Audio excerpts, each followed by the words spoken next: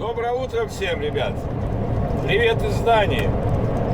Давно не выходил на связь. Ну, в принципе, особо и показывать было нечего. Хотя нет, недавно снял видео, но почему-то регистратор забыл включить. Не проверил, пишет он или не пишет. У меня регистратор, оказывается, показывает даже мою скорость. Я даже не знал. Но слава богу, что не показывает камера. Иначе вот это как бы чревато. Возможны последствия. Сейчас вот в Дании, да, сошел вчера с парома. Это об этом немножко позже расскажу. Иду на заправочку. Обычная наша заправка вот здесь. С автострады 43. Моя одна из любимых заправок. Потому что бардака нету. Все хорошо, и заправиться можно, и водички датской налить. Поверните налево. Это супер. Вода датская, блин, она хорошая, можно даже пить из крана. Насколько я знаю, еще в Норвегии такая хорошая вода, в Швеции тоже примерно. Ну, в Дании лучше, чем в Швеции, как многие отмечают. Поверните налево. Поверните налево. Повернем налево. Проедем еще буквально 2 километрика, чтобы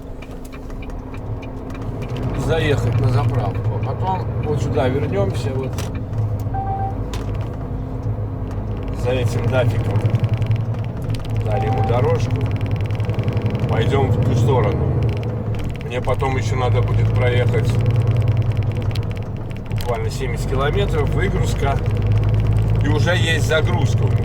Не знаю, пытаюсь этот шум убрать, трескотню. Там, по-моему, надо прокладочку поставить.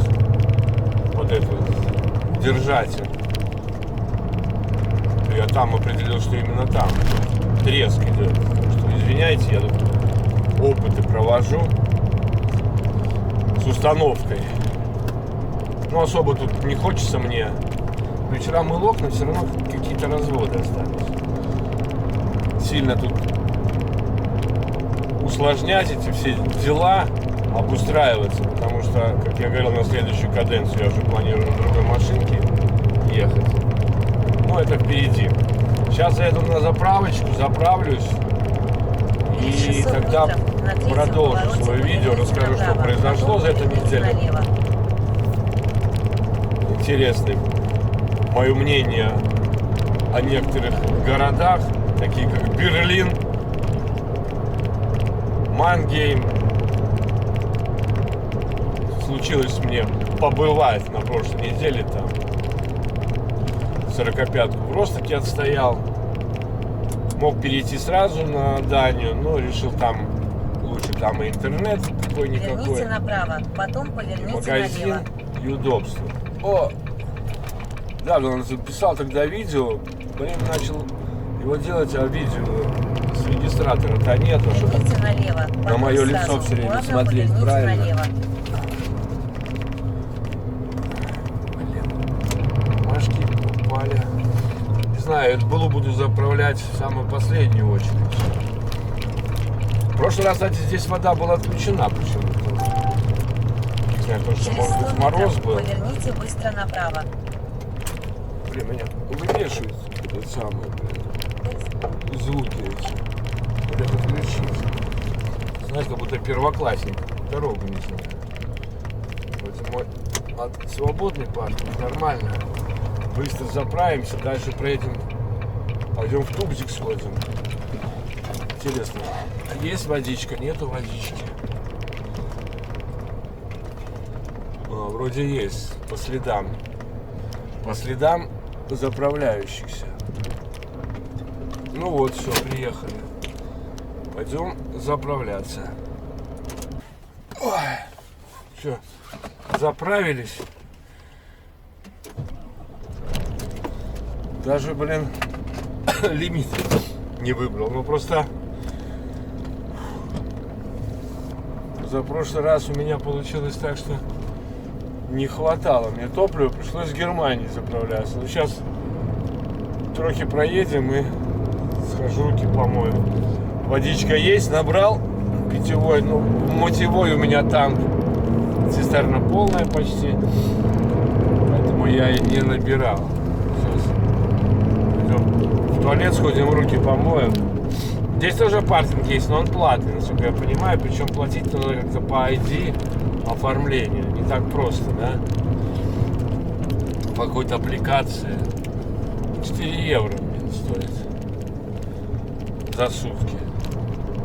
Ну, за ночь, так скажем. Оба-на.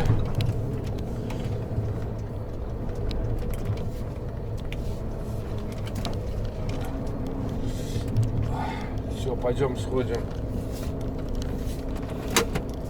в тупчик. Тут, кстати, и душ есть еще, если что. И здесь можно машину помыть. Но я сейчас стекла протер тряпочкой. Ладно, что хотел сказать. Какая, по-моему, 8-я меня неделя началась каденция. Сейчас скажу точно, ребята. 1, 2, 3, 4, 5.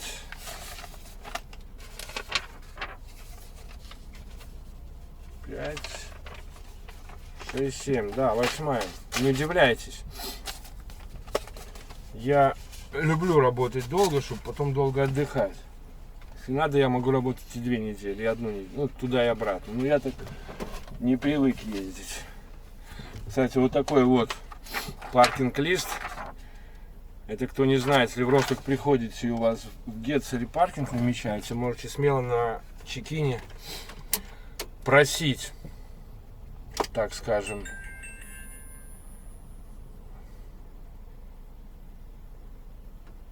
ну что ты, блин, включаешься, просить, чтобы вам дали такой паркинг, что вы идете на паркинг, короче.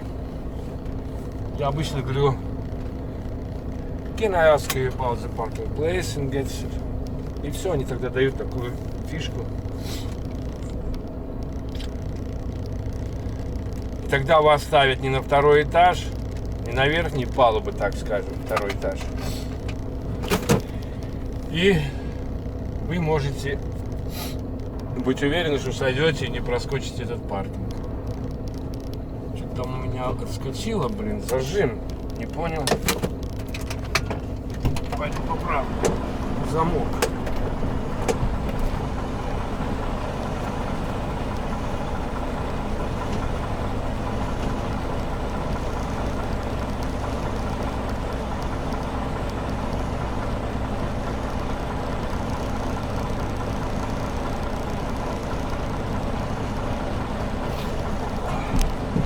Не, это не замок, отскочил, это просто ремешок вылез вниз.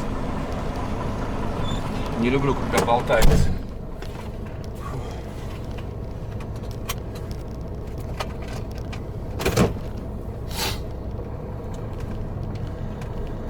Не люблю, когда болтается.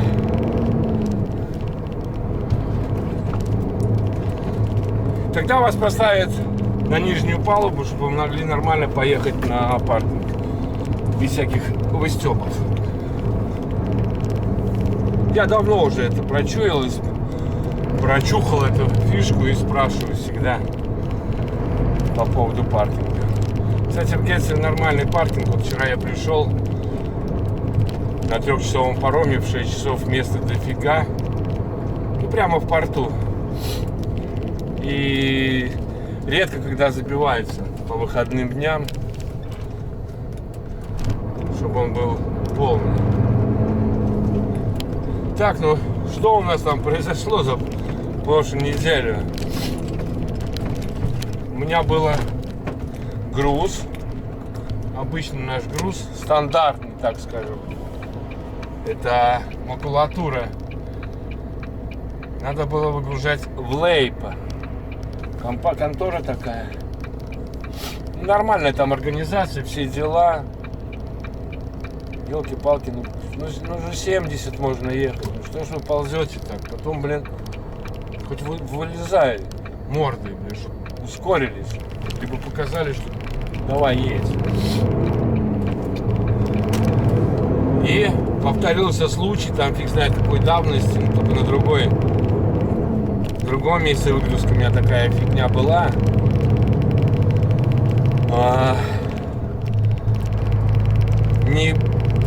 подошла им бумага. Там заехал я и один еще парень на польских номерах. Мы вместе в Бронн грузились. Ну, я его там не видел, я понял, что он из Бронны, потому что потом сказал немец. Я говорю, а что случилось? Он говорит, сейчас там приедет один начальник, что-то там посмотрит. А я уже почти хорошо не начал отцепляться. Ой, не отцепляться, а раскрепляться. Приехал этот их маленький посик. Ну, нормальный такой молодой парень, по-английски нормально разговаривает, не немец там, да. И это говорит, смотри, вот у вас розовая бумага и коричневая бумага, а это не годится. Я говорю, журналы что ли, magazines? Он говорит, нет, newspaper. Я говорю, о чем проблема? Говорит, ну, мы не принимаем розовую газетную бумагу. Я говорю, да? Это же макулатура. Он говорит, нет, это видно из разных мест взято. Вот, например, первый джуп у вас издание, а это, говорит, по-видимому, из Финляндии. Там у них, говорит, розовый. Я так еще посмеялся, говорю, что у них там лесбиянок больше. Но потом, знаете, подумал, а вдруг он какой-нибудь... Ну ладно, он тоже посмеялся, говорит, не, ну просто такая фишка, говорит, мы вчера буквально выгружали машину из Бронны, выгрузили, а когда начали вскрывать, там очень большой процент розовой бумаги. Поэтому, говорит, я сейчас фотографирую, отсылаю фотографии отправителю. И они в курсе, что типа так делать нельзя. Я говорю, а мне что делать? Говорит, ну ты сейчас езжай на ваген, на весы и на паркинг и сообщай своему боссу, что мы не будем выгружать. А у этого поляка, кстати, который, ну, с польскими номерами, у него все в порядке, его начали выгружать. Короче, меня посылают в Берлин гребаный, ёпрасетеп. Понимаете, в Берлине найти, доехать, вернее, до места выгрузки днем в самом Берлине именно, да, там какая-то мусорная контора, там, ну, ресайкл. Короче, не так легко, он перекопан, как, блин, не знаю, после войны, наверное. И я через здесь Александр-Плац пока доехал, потом пошел к нему, он говорит, подожди там полчаса, я выйду тебе скажу. Я говорю, окей, подождал. Потом увидел, что места освободились сзади, задом сдал там метров 300, чтобы нормально в ворота заехать, потому что там, ну, реально там тяжело, все заставлено легковыми, всеми делами. И ладно, заехал я, короче, туда, на весы. Он говорит, вот сейчас с весов выезжаешь, там где-нибудь попытайся развернуться, попытайся, говорит, развернуть, трай. Короче, потрай. Потом выезжаешь за ворот, поворачиваешь налево, проезжаешь там 100 метров, не в первый поворот налево, а во второй налево, между ангарами, заедешь, видишь, на мониторе машина стоит, выгружается. Я говорю, вижу.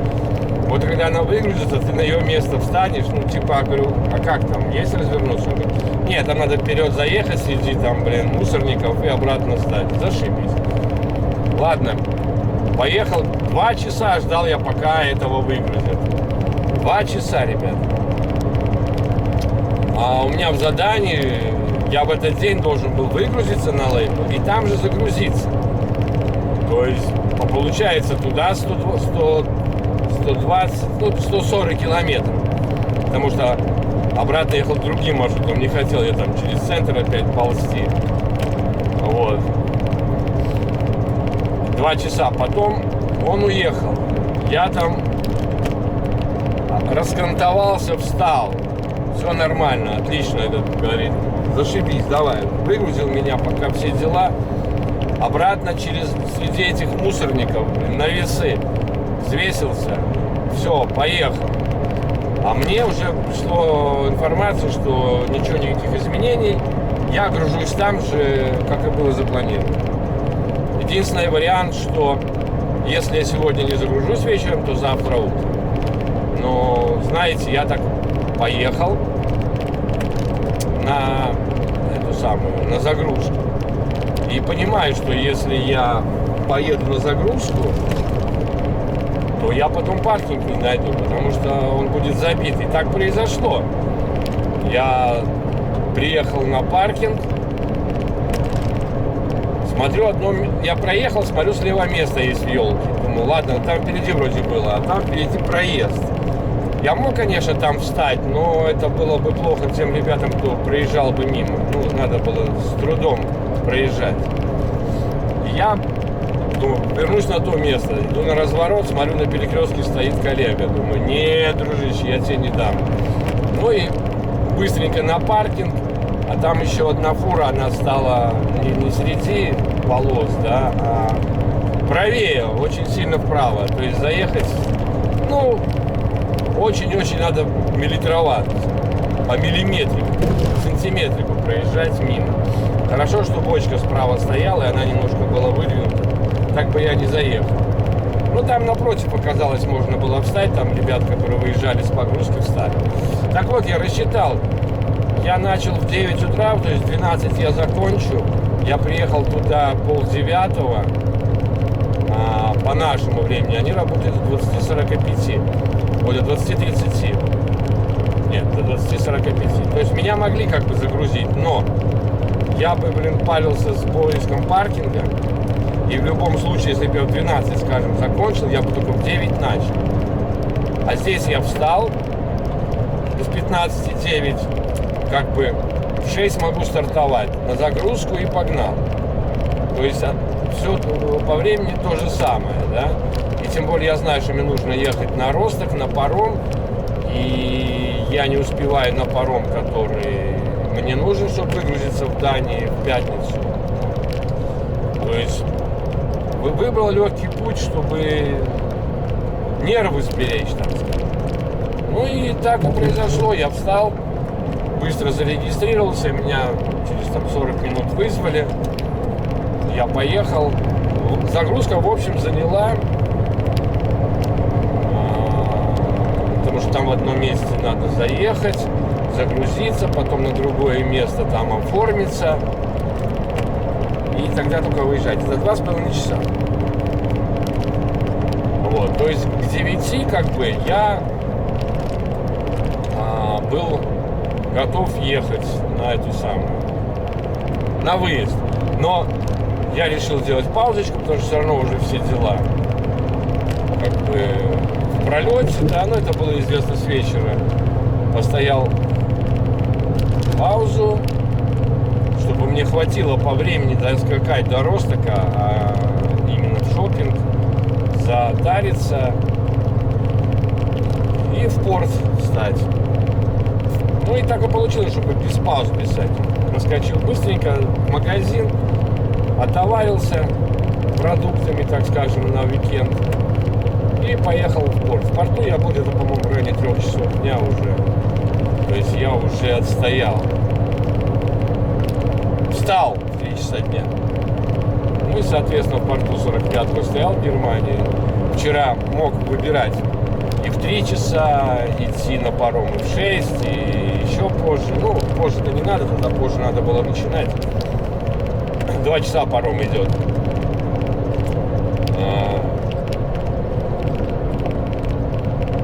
Поэтому я стартанул в 3, хотел окна помыть, пока светло. Ну, приехал, там все равно уже темно, в 5 часов вечера было уже. В 15:45 паром, в 5:45 он на месте. В 6 часов вечера уже темно было. Вот так помыл, сегодня вот протер их.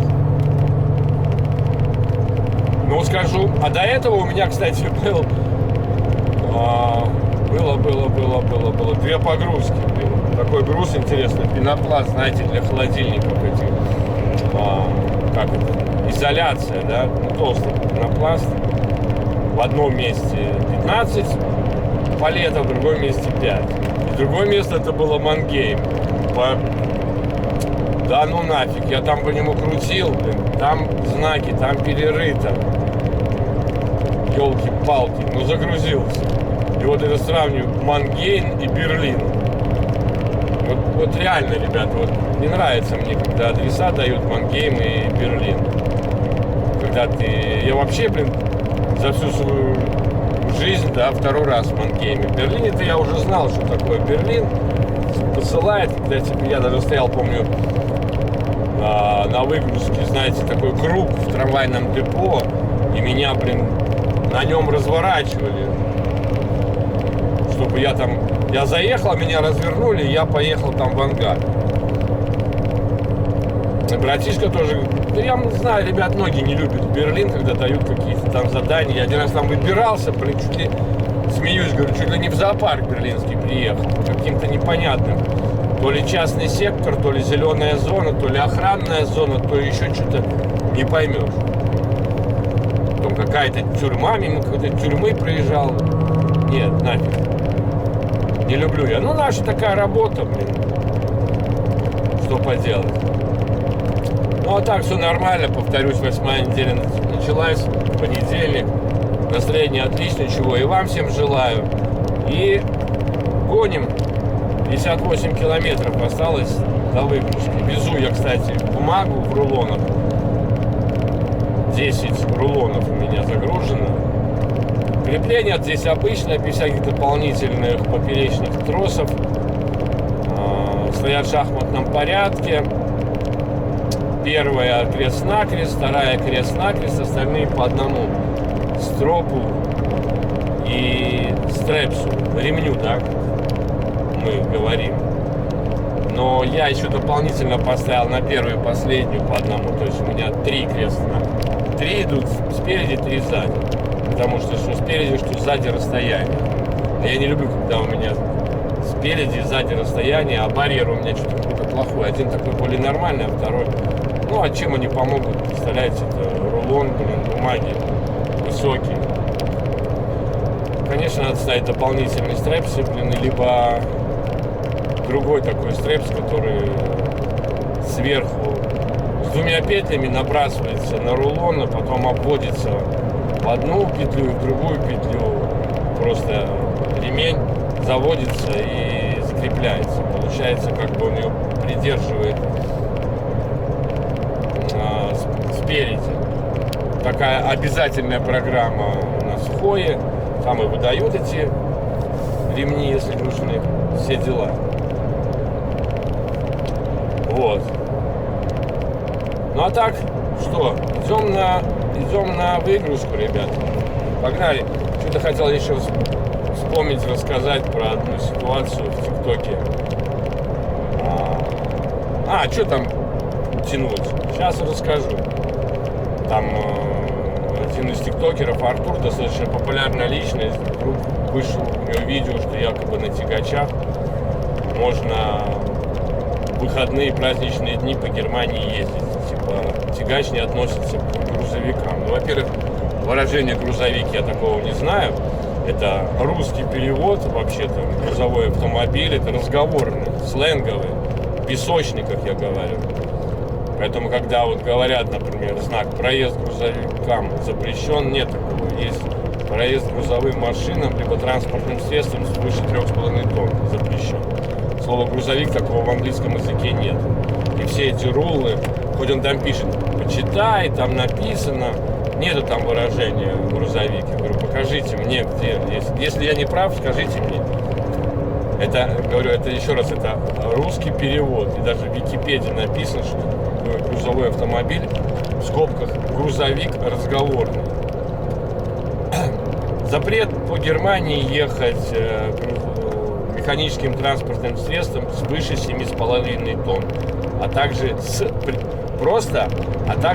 прицепами. И все. Попробуйте, поедьте вы в воскресенье, даже если у вас есть возможность по РТО по Германии. Потом будете объяснять багам, что тягач это не грузовой автомобиль. Да, он может быть по разговорному, но там просто нету такого слова. Нету выражения truck, нету. Есть выражение vehicle, motor vehicle. Recycle.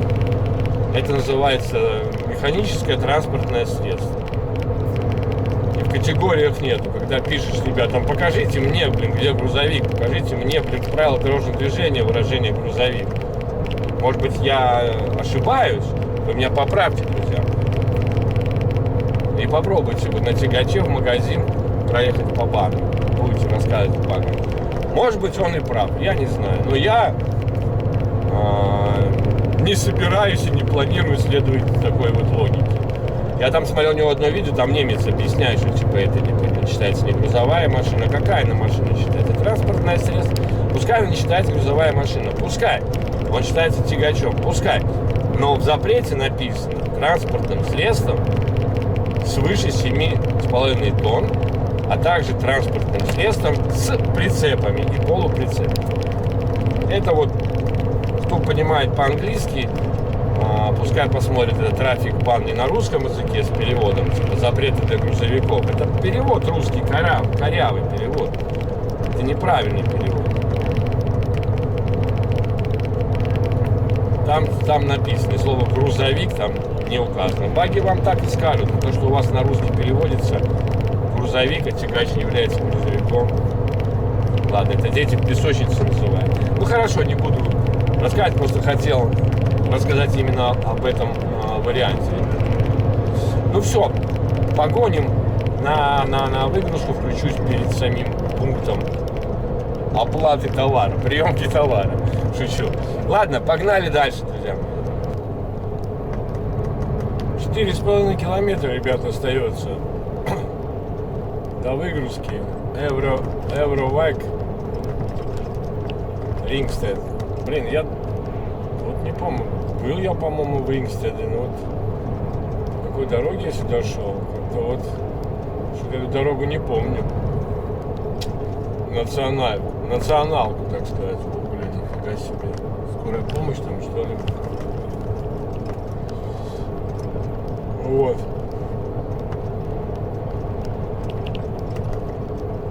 Как-то не помню. Сейчас разберу. Фирма эта мне известна. И в Дании, и в Голландии, и в Германии, и в Швеции.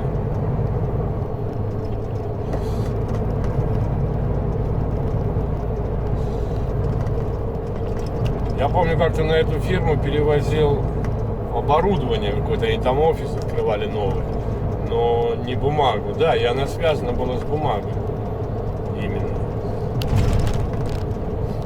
Может быть, это вот это место, где я был недавно, ты там заезжаешь, идешь в офис, берешь кофе,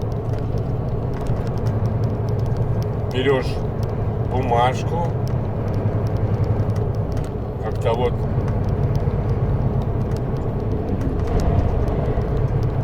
особо не помню.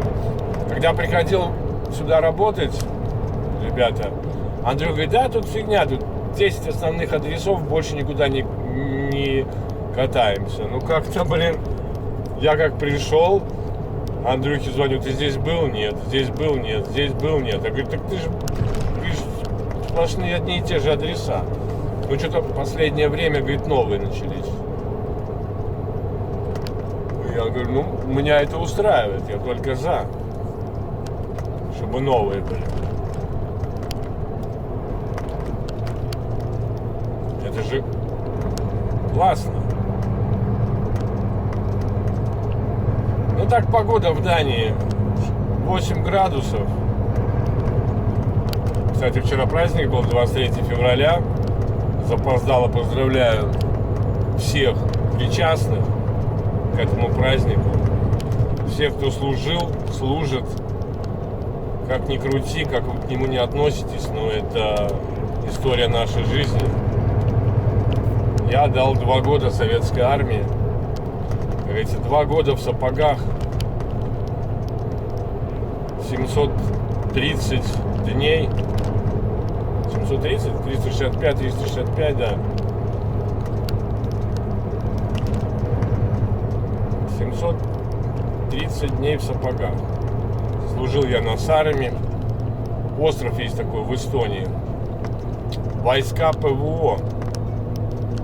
Начинал рядовым, закончил сержантом. Был старшиной батальона.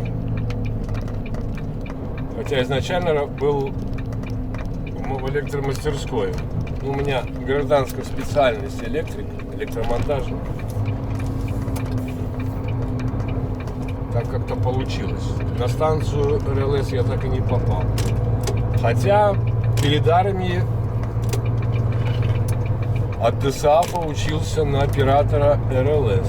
Это было. Да, интересно, только недавно обнаружил, что у меня, регистратор скорость показывает скорость, высоту, над уровнем моря, еще какую-то высоту.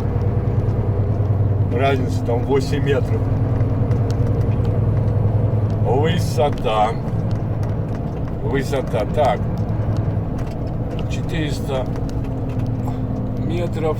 Сейчас будем искать. Где-то направо, потом налево.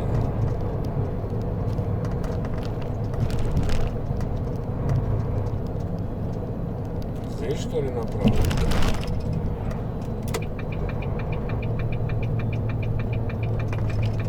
Ну да.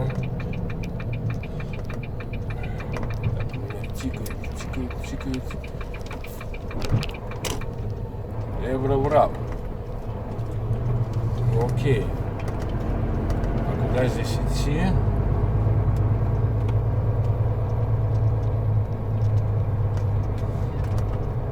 Где здесь встать?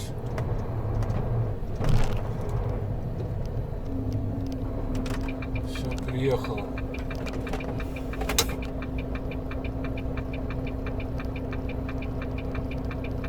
Сейчас посмотрим, определимся.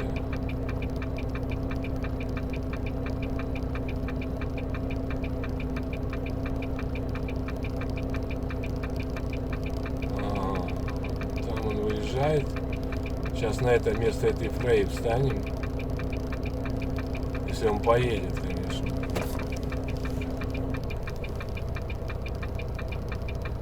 Это вообще на выезд и на разворот.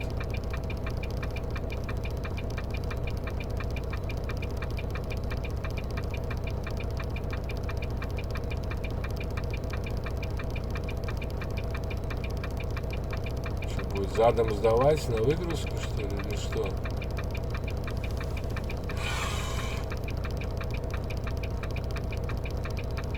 Правым бортом. Ничего не понял я, конечно.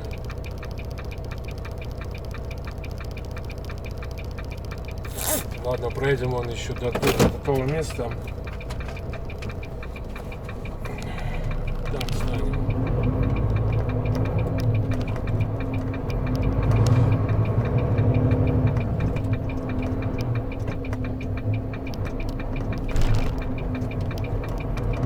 Пойдем искать офис.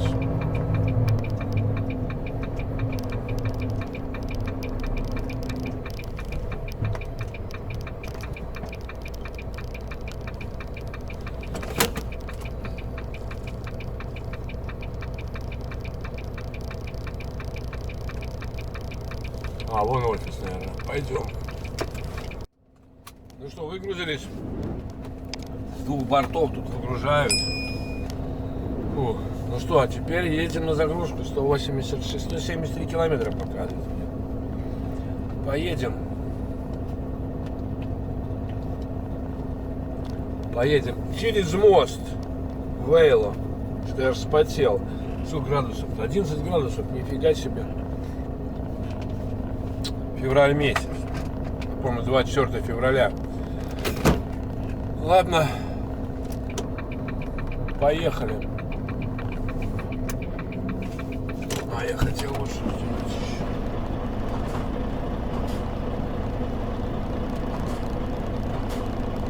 Проверить это дело. Ну что там, проезжаешь, дружище? И мы поедем. Нормально такая. Бабушка на каре работает.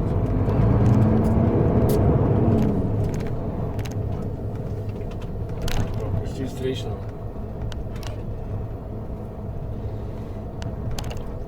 Встречного пропустим. 750 направо.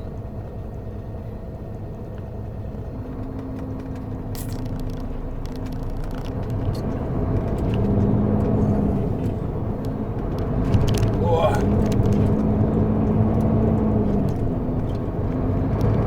датские ребята. Что-то показывают мне лучше обратно поехать здесь, развернуться. Где мне тут развернуться? Тогда я могу так поехать. Направо. Потом еще раз направо. Правильно? Правильно.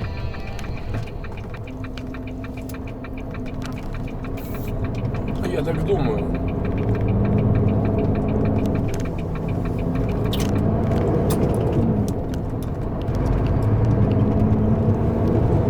О!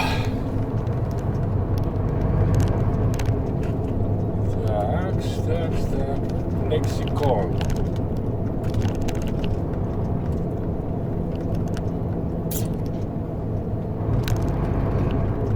Мы будем выезжать. О, блин, что тут все. Критический заряд батареи. Почему это у тебя?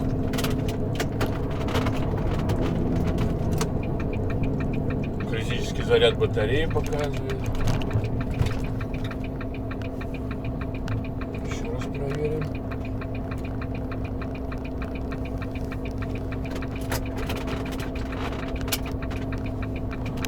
Должен быть нормальный заряд батареи. Почему критический? Что, зарядка не идет, что ли? Сейчас посмотрим. Ну да, блин.